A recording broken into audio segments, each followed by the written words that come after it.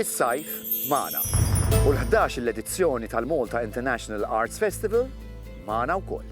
Din is-sena se jsir mit-8 sa 18 ta' Lulju u se jkun fih tiżwieqa sabiħa ta' artisti lokali u internazzjonali li l-koll se jippreżentaw forom differenti ta' arti fl-ogħla kwalità. Id-direttur artistiku Michel Castelletti flimkien ma' Ruben Zara, Francesca Trante u Riccardo Carbutti ħejjew programm varjat ħafna li jinkludi l-mużika, is-sfin, it-teatru, il-film, il-letteratura, il-poeżija, l-installazzjonijiet u ferm aktar. Karatteristika ewlenija ta' dan il-festival hija li minn banda iġib artisti ta' stoffa minn barra minn Malta u mill-banda l-oħra ikun ta' pjattaforma għal artisti Maltin. Ejjew miegħi, ħanaraw xemm lest għal dan is-sajf. Il-Malta International Art Festival huwa ċelebrazzjoni tal-arti u l-arti in ġenerali. Malta għandna ħafna festivals differenti, imma f'dan il-festival inġibu l-artijiet differenti, ġifier għandna l-mużika, għandna sfin, għandna t-teatru, għandna l-arti viżwali u għandna l-komunità wkoll nippruvaw niġbru kollox f'daqqa f'ċelebrazzjoni kbira. Malta fis-sajf, għandna temp bħalma għandna llum, f'post sabiħ bħal da ħafna minnu huwa il-belt, ġifieri aħna vera fortunati li għandna belt vera sabiħa u nippruvaw niċċelebraw is-sbuħija tal-arkitettura ma' sbuħija li għandna tat-temp u affarijiet kollha f'daqqa waqt is-sajf. Dis-sena għamilna affarijiet differenti milli nagħmlu s-soltu fil-fatt li anke ħriġna ngħidulhom calls għal affarijiet differenti, ġifieri ħriġna calls għal kompożizzjonijiet mingħand nies Maltin, ħriġna calls għal arti viżwali jistgħu jibatulna nagħmluhom fil-programm, ħriġna call qed naħolqu kor għal xi ħaġa vera speċjali u għadna lin-nies min irid jipparteċipa jibatilna email u nħolqu dan il-kor sabiħ li fih nagħmlu xi ħaġa speċjali ħafna fil-Katedral ta' San Ġwan.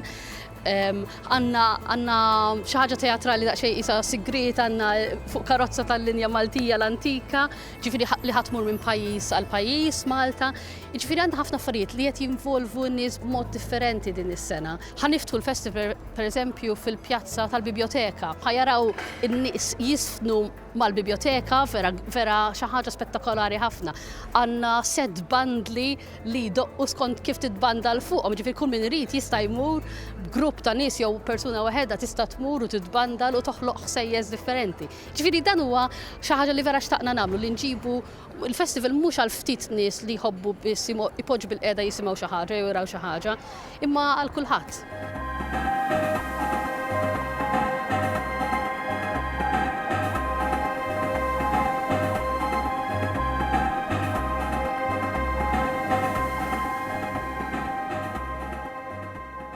Naħseb waħda mill-iktar affarijiet speċjali għandna dis-sena hija li għandna lil Arvo Pärt, wieħed mill-kompożituri l-iktar rispettati fid-dinja.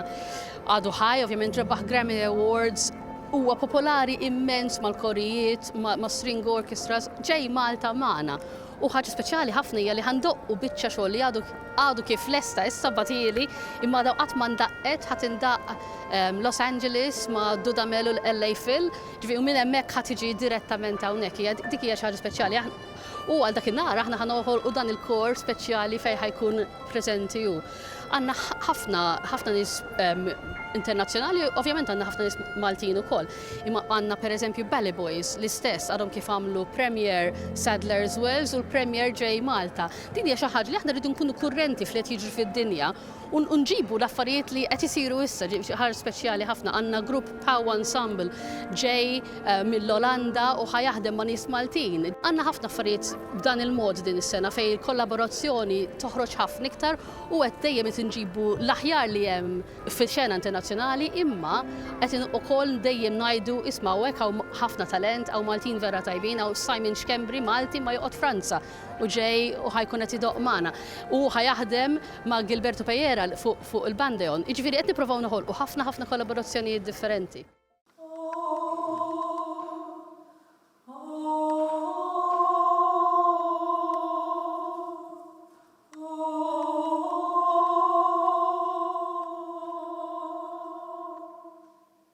Il-proġett li qed nagħmlu li qed intellaw darba l-Arts Festival jismu DOC. Issa l-idea kienet oriġinali li noħolqu xi ħaġa li jkollha bażi Maltija kemm jista' jkun. Il-kelma dok li tfisser dominazzjoni ta' oriġini kontrollata tintuża ħafna drabi fl-inbit biex tuk l-ideal li l-lemba ġiet kontrollata qabel ma użawha u li ġejja minn pajjiż partikolari. Aħna xtaqna li il-performance intu dak it-timbru wkoll li qegħdin nippruvaw noħolqu xi ħaġa li hija kemm jista' jkun ġejja minn oriġini Maltija u qegħdin nikkontrollaw l-affarijiet kollha li qed jidħlu fil-performance ukoll. Li hemm interessanti wkoll fiha li qegħdin mhux just fuq ġan wieħed li huwa sfin, qegħdin nużaw il-mużika live u koll il-vuċi live. Għandna magħna soprano Miriam u Albert Garzija li qed jikkompona l-mużika wkoll u għandna l-Simon li qed ikun fuq iċ-cello idoq magħna live. Ukoll bħala inspirazzjoni apparti hekk għażilna lil Charles Camilleri, kompożitur Malti li kulħadd jaf bih, u qegħdin niġu inspirati mill-affarijiet li hu ħoloq ukoll bħala kompożitur, ġifieri maħniex ġast qegħdin naraw mużika waħda li ikkompona, qegħdin naraw ukoll il-history, l-idejat li kellu bħala filosofija wkoll kif hu kien jara l-ħajja u kif kienet dik taffettwah kif jikteb ċertu mużika wkoll. Ġifieri aħna qegħdin naraw dak l-ispunt li hu kien vera passionate fuqu li huwa l-ħaġa Maltija minn fejn ġejja l-ħaġa Maltija.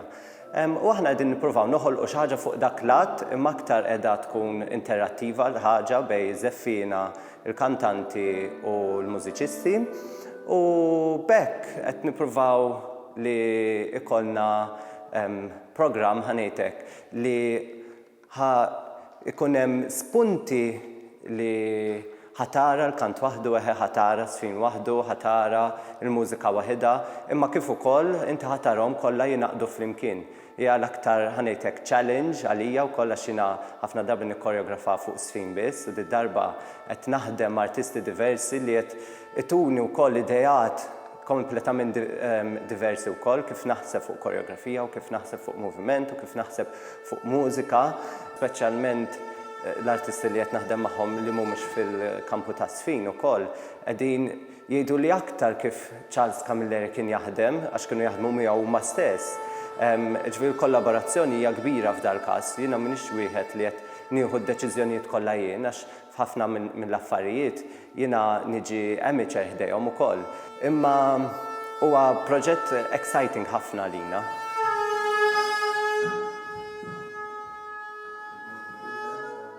Aħna bdejna bil-mira ħanejtek li kienet deċiżjoni bażika ħanejtek li kulħadd kien jaf fejn ħammorru bil-proġett.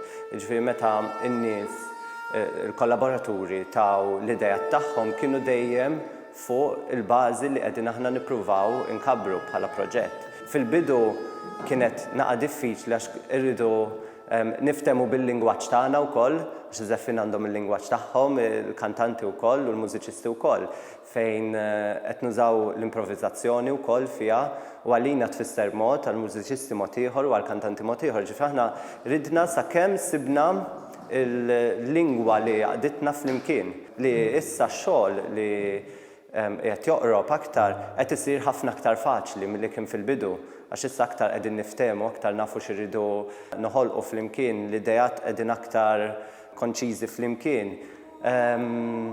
U l-aktar ħaġa l-impressjonati nista' ngħid u tallimt minnha kif il-mużiċisti u l-kantanti jaħdmu ħafna flimkien. So hemmhekk tara l-kollaborazzjoni mal-ewwel u jitkellmu ħafna l-istess lingwaġġ.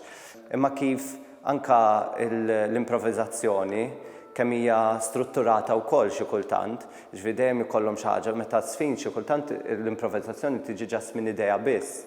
Għandek sens ta' rhythm tista' toħolqu fil-proċess.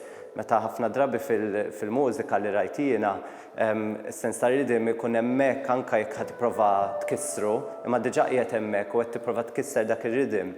Ġifieri kienet interessanti ħafna x'anke mbagħad kif qed nara jiena bħala koreografu qed nuża dawk l-elementi biex noħloq affarijiet diversi milli noħloq is-soltu wkoll.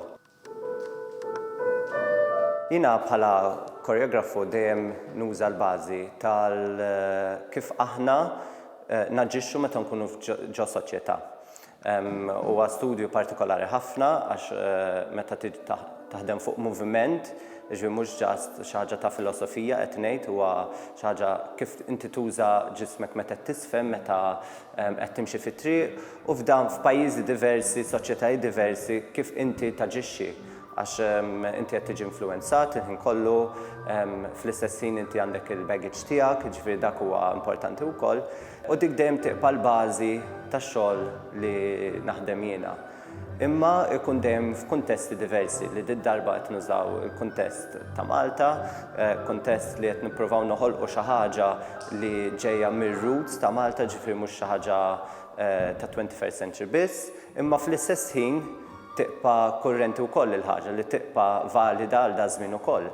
Qegħdin naraw mill-istudju li qed nagħmlu fuq anke filosofija li kien jikteb Charles Camilleri, ħsibiet tiegħu hekk, li dejjem dawn l-affarijiet ġejjin minn influenzi diversi, ġifieri mhux minn Malta biss. L-identità ta' Malta hija xi ħaġa vera fluida ħafna li huwa sabiħ tagħha li inti qed tara fiha nnifisha partijiet oħra ta' identitajiet diversi wkoll. U li dik qed toħloq identità għalija per se wkoll għax kemm tagħti enfasi ta' identità partikolari, l-outcome ħajkun differenti. Ġifieri l-identità wkoll huwa kunċett li huwa vast immens u aħna din fi żmien ta' 50 minuta qed nippruvaw ngħidu storja aħna fejn qegħdin nuru influenzi diversi tal-aħħar ħanidu hekk 100 sena ta' Malta. Fl-istess ħin aħna mhux qegħdin ngħidu storja li persuna ġiet illum u mbagħad tkompli tikber ħanidu hekk. Qegħdin ngħidu xi ħaġa di astratta u kif ukoll niqpaw fuq il-bażi ta' kif kien jikteb il-mużika ħafna drabi Charles Camilleri li huwa l-astratt ukoll. U qegħdin nippruvaw f'dal 50 minuta nagħtu it-taste li inti toħroġ minn hemm u tgħid eħe dik kienet Maltija. Mhux ħatgħid eħe dik kienet fi żmien il-ħamsinijiet, hija Maltija bħalissa fit-21st century bl-influenzi tal-passat. Biex inkomplu wkoll fuq dan l-att li huwa vera importanti tal-istorja ta' Malta, il-performance tagħna ħadd tkun ġewwa San Tirmu li huwa post għalija wieħed mill-isbaħ li għandna ġewwa l-Belt Valletta. Hija opportunità kbira u privileġġ għalina li qegħdin nużaw dan l-ispazju tant sabiħ biex aħna noħolqu xi ħaġa li hija għalija vera maġika. Inħeġġeġ in-nies li jiġu biex apparti li għandek il-post li huwa vera sabiħ qed inti tesperjenza xi ħaġa Maltija, xi ħaġa pura, f'kuntest Malti, f'post Malti, artisti Maltin, fejn aħna flimkien qegħdin nippruvaw inżommu l-identità li għandna. Il-Malta International Art Festival qed tieħu gost ħafna tuża u tilqa ħafna l-artisti Maltin. Għandna l-Malta Philharmonic Orchestra qed iddoq darbtejn, darba bil-full forces tagħha fl-MCC u darba oħra bi-strings meta ħajkun hawn Arvo Part. Għandna lil Simon Schembri kif diġà semmejt qabel, għandna lil Caroline fuq il-harp, għandna Pow Ensemble ħajjieħdu sem artisti Maltin u kompożituri Maltin, għandna Moveo, Dorian Malija u għandna koreografu ma' Diane u għandna l-Miriam Kawki ħadd kanta u għandna il-mużika ta' Albert Garcia. Jiġifieri hemm ħafna nies Maltin qed jieħdu sem fil-festival b'mod vera vast. Għandna Sfin Malta ovvjament, jiġifieri il-National Dance Company tagħna ma sajniex ma nużawiex u ma niċċelebrawx il-fatt li għandna National Dance Company. Ġifieri naħseb aħna provajna kemm anka l-Young Artist Platform, ġifieri aħna ħriġna kol anka biex minu mhux għadu qed jibda biss ma min jixtieq speċi ta' ikollu opportunità li jdoq f'post vera speċjali ħanamluh ġifieri ġew Kastilja, dak li jkun vera għalihom vera opportunità u għal Maltin opportunità li jisimgħu it-talent lokali f'liema livelli qed jasal, ġifieri għax jiena gburija ħafna b'dak li nagħmlu Malta. Ovvjament hemm provajt ukoll inġib affarijiet li huma ta' żgħażagħ ta' marra bil-Malta biex jiġu Malta. Pereżempju għandna Rite of Spring Big Band, ġifieri Stravinsky Rite of Spring li hija kulħadd speċi ta' jaf kemm hija biċċa xogħol kbira, aggressiva sa ċertu punt, u aħna qed nagħmluha big band style bl-istudenti tal-RNCM u li huma vera tajbin. Ġifieri provajna noħolqu affarijiet b'mod totalment differenti mis-soltu.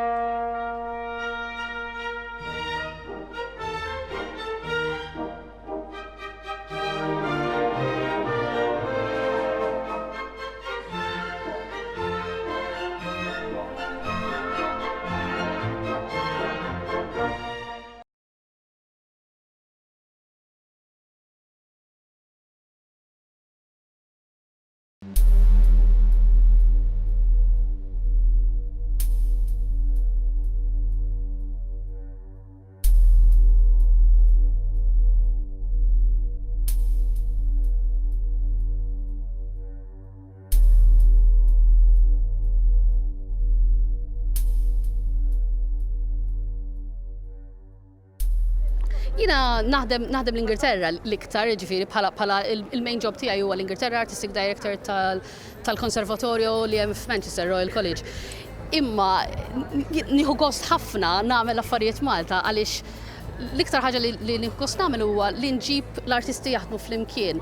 Naħseb diffiċli saqsewni ħafna nies jgħidu li imma il-livell l-istess, jien ma narajx differenza fil-livell, naħseb li barra minn xtutna hemm il-faċilità li dak li jkun jagħmel full-time job u qed jagħmel dak biss. U aħna ħafna drabi m'għandniex dik il-faċilità sakemm ma tkunx fl-Orkestra Nazzjonali pereżempju, imma kemm naħdmu bħala Maltin u l-livelli ta' x'nistgħu noħolqu kemm hawn talent huwa enormi ħafna Malta. L-influenzi jiġu għaliex inti tkun ħdimt ma' nies u tiskopri affarijiet ġodda kollu.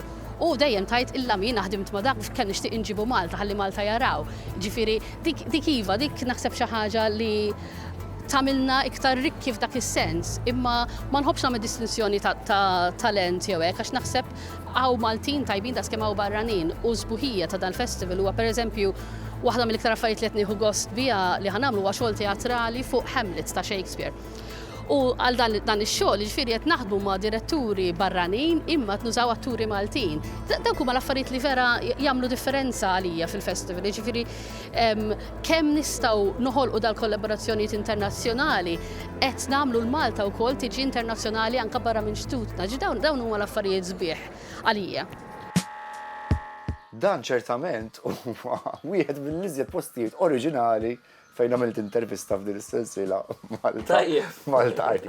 Barra l-ħafna emozzjonijiet li taddim minnhom meta tkun f'xara bank antika u ngħidu din hija waħda xempju eżemplari. Mija Xombo Ħaġar biex nitkellmu fuq tal-linja jaqbillek żgur m'hemmx dubju ġifieri fuqha. Dan huwa proġett ukoll li se jissieħeb flimkien mal-Malta International Arts Festival. Ekku. Karozza tal-linja, emmint. Hemm Simon Bartolo, qed nistenna xi ħaġa li oriġinali ferm. Ibdili bil-kunċett. Ara, il-kunċett huwa pjuttost sempliċi, ridna nagħmlu xi ħaġa ftit friska, daqsxejn differenti, u ddeċidejna li mmorru għall-idea li mhix ġdida x'kienet issir, imma li nagħmlu dak li jsejħulu touring. Flok in-nies jiġu t-teatru aħna mmorru għand in-nies. Bdejna b'dik l-idea, mbagħad għadna biex ħammorru għand in-nies. U għadna tal-linja għax nħobbuhom ħafna. Però kienet ukoll parti mill-istorja għax tal-linja mhix biex is-sett, imma ħadkun parti mill-istorja. Infatti tal-linja tagħna ħajkun ftit kif taqbad tajt minn ma ntikus dettalji superpowers. Imma l-idea li dina tidħol f'xi pjazzett Malta u anka Għawdex u l-atturi jinżlu minn tal-linja jinteraġixxu man-nies għax ħajkunu ġo dar in-nies u n-nies jistgħu jarawha kif iridu. Min irid ipoġġieħu kafe fekk hemm kafe fejn jara jista' jpoġġieħu kafe, min jixtieq jiġi ħdejna, min jixtieq jara mill-gallerija u l-ħsieb huwa illi ninvolvu n-nies anka waqt ix-show. F'liema perjodu n-nies għandhom jistennew li din l-imbirka tal-linja se żżurhom żgur f'xejn jew ieħor. Ara, id-dati se jkunu għal nofs Lulju, ġifieri qed nitkellmu 8, 9 u l-10 ta' Lulju, u mbagħad il-weekend ta' wara, il-15 u s-16. Il-ħsieb huwa nduru il-5 reġuni ta' Malta, ġissa Malta nqasmet f'5 reġuni, ġifieri għandek Għawdex, Central, South East, u sanduruhom kollha. Bħalissa qed jinħadmu l-loġistika wara dil-biċċa xogħol, ovvjament iridu qed nażlu l-pjazzett, naraw kif ħanalquha u naraw li kollox ikun favur biex in-nies tkun tista' tara x-show komda. Imma huwa l-bidu ta' Lulju jkun hemm id-dettalji kollha fuq il-website tal-Arts Festival u anke fuq Facebook taħt l-event tal-linja jaqbillek żgur. U allura inti wieħed tkun jista' jidħol u jara eżattament f'liema lokalità. Mhux hekk fejn jaqbillu jara. U jista' pereżempju jdur wara tal-linja wkoll. Jista' jara li jista' jiġi warajna mbagħad nibqgħu il-garax. Imma l-idea li nikkreaw ukoll ħajkun hemm daqsxejn surrealiżmu fis-sens ħadkun fan ħafna, right? Ġifieri karattri li huma Simon Bartolo taf kif jikteb inti għax f'xogħol tiegħu, ġifieri huma karattri li inti ħataraf, karattri popolari ħafna fis-sens li ħadħobb, oħrajn li forsi mhux ħadħu grazzja magħhom, imma li ħajtuk esperjenza il-Maltin b'mod surreali, għax l-istorja hija daqsxejn minnar ma nagħti dettalji għax vera nixtieq li jieħdu sorpriża nisimha kważi ftit science fiction iġifieri.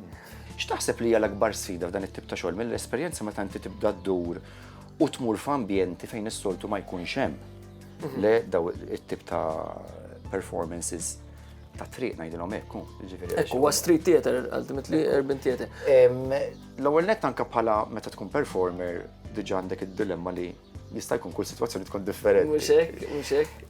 U biex u x'inhu l-materjal li se tmur bih. X'taħseb li hija l-ikbar sfida f'dal-każ? Hemm ħafna sfidi, hemm ħafna. Bħala materjal kif semmejt inti kellna diskussjoni twal fuq biex ħammorru kif sammorru u tarġgħu tajt qed barra li ħloqna din l-idea li tkun interattiva. Ġifieri bħala show ħajkun show kbir, okay, larger than life. Però ukoll interattiv. Imanka ħanibdlu biċċiet skont il-post li ħankunu. Barra minn hekk waħda mill-isfidi li aħna mhix ħanibdew dak li nsejħlu jiena r-ritwal tat-teatru, ġifieri qiegħed teatru dwar niżlu, alright, bdew nfetħet il-portiera, imma aħna ħammorru għand in-nies.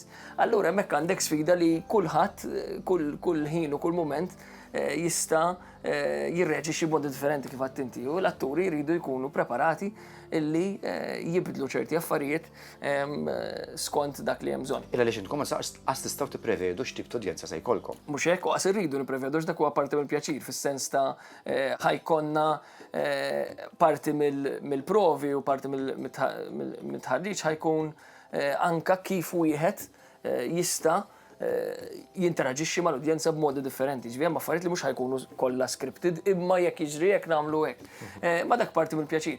Jiena li naf żgur li t-touring kien parti b'saħħtu mill-realtà tat-Teatru ta' Malta. Inti taf għax inti stess ukoll kemm il-darba semmejt li l-istejjer sbieħ tagħkom, però anke t-teatrin beda fi triq jew inkella fi spazji barra. Allura aħna qed naqbdu dawk l-affarijiet u nispiraw ruħna minnhom anke dawk l-istejjer u forsi nagħmluhom daqsxejn iktar kontemporanji u anke kif nurruhom b'mod iktar kontemporanju, ma hemm qegħdin jispirawna.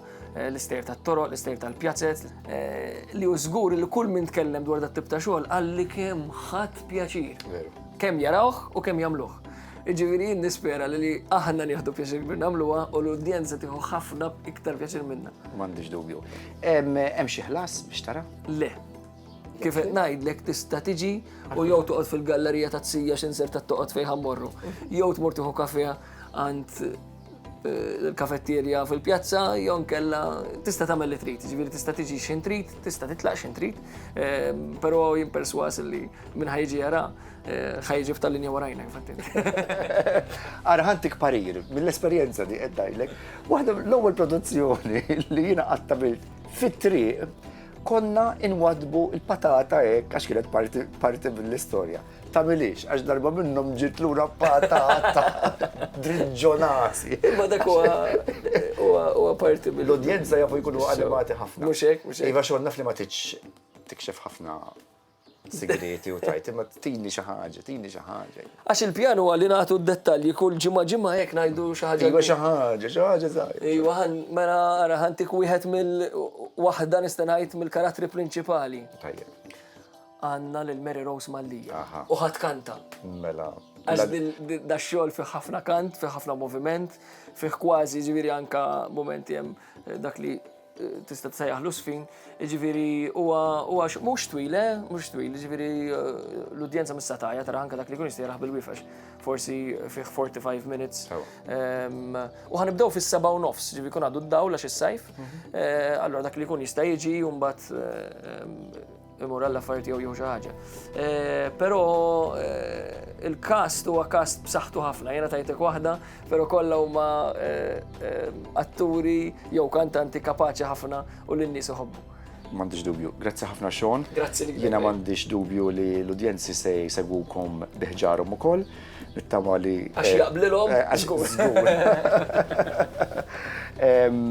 Grazzi u jalla naraw ħafna aktar inizjattivi propju bħal daw li jimxu minn raħalu minn belt u l-bliet kollha ġemal. Grazzi ħafna. Grazzi.